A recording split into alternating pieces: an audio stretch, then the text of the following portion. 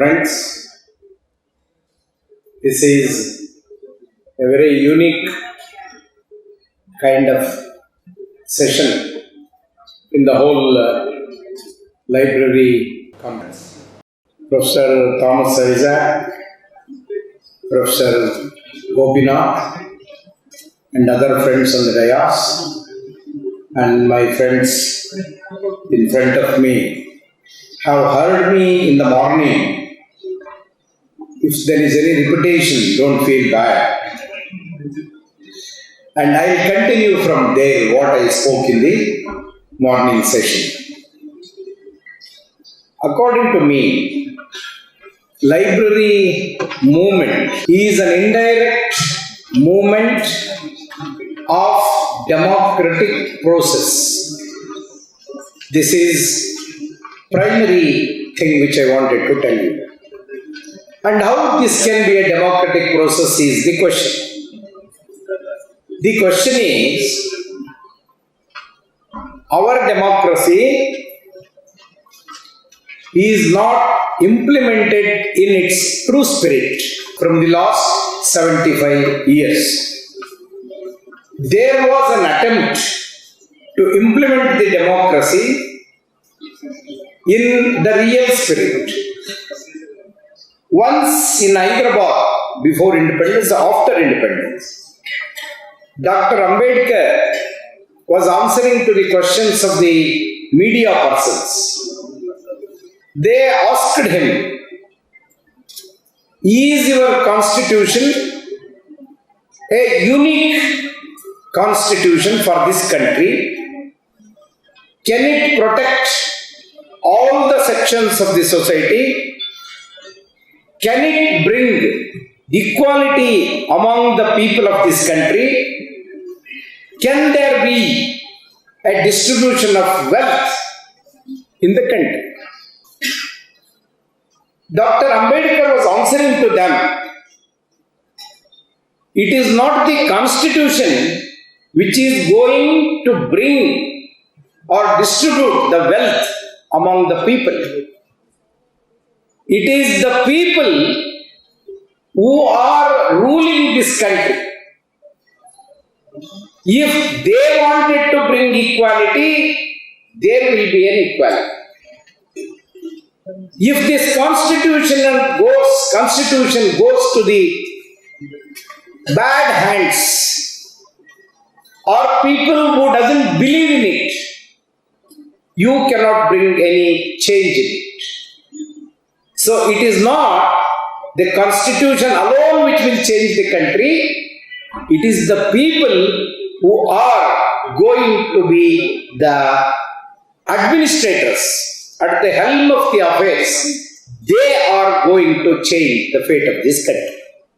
That is what Baba Sahib Ambedkar said long ago. So today, the library movement is a movement which cannot bring any change directly. It will bring a change indirectly. It will bring a change in the minds of the people. It will bring change among the people if he thinks on its own, on his own, on her own. How is that? Today there is a social fabric which always tells that this country should be built on a religion, that too on a majority religion. Please understand this. So our people, irrespective of the ideologies, appreciates, yes, what is wrong in building a country like this on the basis of religion? So we have just tasted the power that people are tilting towards building the nation on the basis of religion. Will it going to give justice to all sections of the society if the society is built on religion, is the question. So friends, I have understood We are the people who always speaks about the legacy of India, the pride of India.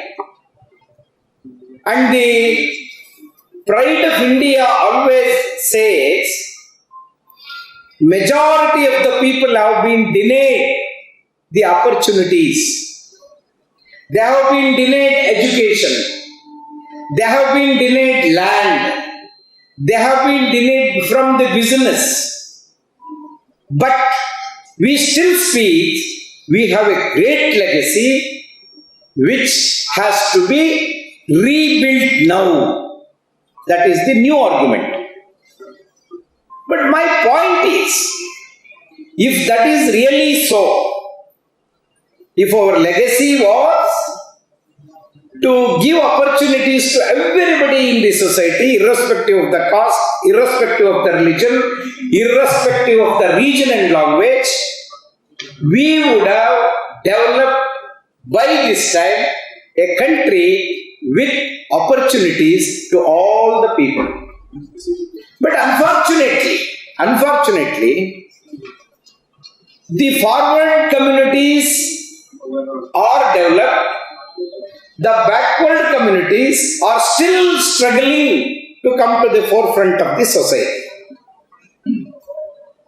But during this junction, in a democracy, 75 years is a junction. This junction, we think this country should be built on religion, and nothing wrong in that. But the other important aspect is, those people who have become the victims of this system, that is Adivasis, the tribals, the scheduled caste and scheduled tribes, and the minorities, they are also propagating, yes, this country should be built on religion. That is another paradox. See, I am the victim of this system, but I have changed myself that I should nourish this system of religion. I am the victim of this religion, but I have become, yes, this country should be built on religion. So I gently appeal to all of you, whether this country should be built on religion or not is to be pondered. Okay, the public space which has been given today is propagating the same ideology, and people are slowly accepting it. Even in a state like Kerala, where 100% population are literate, are also trying to shift towards that kind of ideology. We are really thinking whether this kind of thinking or ideology is true in the interest of the humankind. This is another question which has to be pondered over. So I feel sincerely, we should be given an opportunity to every human being. Let them think about it. Let them have the choice of their own. Let them bring a government which is right to their thinking. To give them an opportunity, you should be in a position to give them the opportunity of thinking. Any opinion should not be on them by the forces. Any opinion or thinking, it should not be imposed on a common man. Let him think, let him understand, let him ponder over, and let him take a decision. If that is to happen, you should allow everybody to read, understand, think different ideologies, different stream of society, and different kind of thinking, which is not happening today. So my appeal is, the library movement is an indirect weapon to make everybody think on their own, think on their original thinking, where even if I am a victim, if I feel that this has to be corrected, yes, it has to be corrected by his own thinking. That is to be done today. So friends, today lot of things are intermixed. Some people are telling our history is not written properly. It was an history of lies. That is what one thinking of society is telling. And one more thinking similar to them are telling, the researcher particularly are telling, there was no caste system in India. The caste system which is prevailing is helping the culture of that particular community, so it is not harmful to the society. That is another stream of thinking is telling. Then whom should we accept it? Whether shall we accept that caste system was not a harmful thing for this country? Whether we have to accept that history is full of lies, that is what is written by Britishers and the historians of pre-independence and post-independence. So there is a thinking at the higher level of this country, this history which has been written for all these years has to be re-looked into. It has to be set right. It is not properly giving the message that this country has a big legacy which was not given like that. So I am telling you, I wanted to appeal to every one of you who are researchers here. Is it a fact and why are we not talking about it? And why the universities are not raising their voice against this kind of thinking? And why history professors are not talking about history? That is my other concern which has to be taken up today. So this library movement, which now you are making it a big conference here in Kerala, I thank my friend Shivadasan, Honorable MP from Kannur, has invited me. I thank him for the reason I have been inspired by this movement. I wanted to start this in Karnataka. I have spoken to one of our friends who has come from Karnataka here. We must do this in every state, and this should be made a movement than anything else. See, there are many movements. I must also appeal to you. The religious movement is across the country, from Kashmir to Kanyakumari. The Bajrang Dal movement is from Kashmir to Kanyakumari, spread over. The sectarial movements are there everywhere in the country, every state has got it. But a movement which is going to enlighten the human mind, which is going to not only enlighten, make him to think on his own, independent thinking, that is the library movement.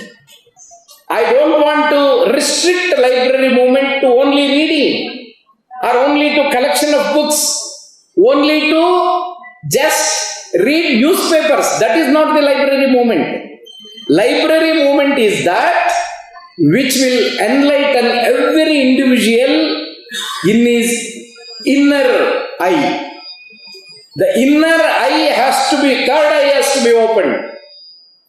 That third eye will give you what is right, what is wrong, what is good, what is bad. So that movement has to start across the country. Then only we can do something and we can really make this country a sensible country. So just we have been educated for the last 75 years. 74% is our national literacy. Of course, Kerala is 100% living. The 74% literacy, I was under the impression that the thinking of the society will be much higher than what is today. But most unfortunate, the thinking of the society is going down every day. It is dividing people, dividing on religion, dividing on caste, dividing on language, dividing on region. Is it the literacy which has to be used for these purposes is our question. Today, I think all the youngsters must think on these lines and try to come to a solution. No, for any problem there is a solution. Nothing is permanent. People may think we will going to make this country like this. But it is the people who will make this country like what they want. So for which library movement is a main weapon. Without a gun, without an ornament like guns, it can change. It is the real weapon of a silent revolution. I was hearing Professor, the Vice Chancellor, that thinking of tomorrow there will be a revolution. We must all prepare for that revolution. I have to narrate in 2 sentences. When I was in the movement, we were all under the impression, I don't want to join any government job because it is a slavery. Why means, in a day or two we are going to have a revolution and there will be a big change in the country. Even after 60 years, forget about revolution. We are traveling towards the reverse direction. We are now thinking what is happening. In 70s, we were all talking in public, there is no God, think scientifically. That was our slogan. Today, a person like me, if somebody tells and said, who said there is God, I will also tell, there may be God, I don't know, Bhaiya. That is what my position today. And tomorrow, people will say, there or not, it is yes. They will not going to think whether it is there or not, or yes or no. No discussion, it is yes. So we are going towards the reversal. So the library movement will definitely help, at least to stop the reversal and bring the people to the forefront of the society and tell them, read, take your own decision, think before you do anything or before you tell anybody. So this silent revolution is required across the country. And my last submission to you all, you must, every one of us here has to demand the government of India, like the literacy mission across the country, there should be a library movement mission across the country. In every village, there must be a library. It is there in Kerala, but not in Karnataka, not in Tamil Nadu, not in Andhra, and in other states. We must demand every 1,000 people must have a library. And people, by some chance, they should come and sit in a library for 10 minutes in a day. That is more than sufficient.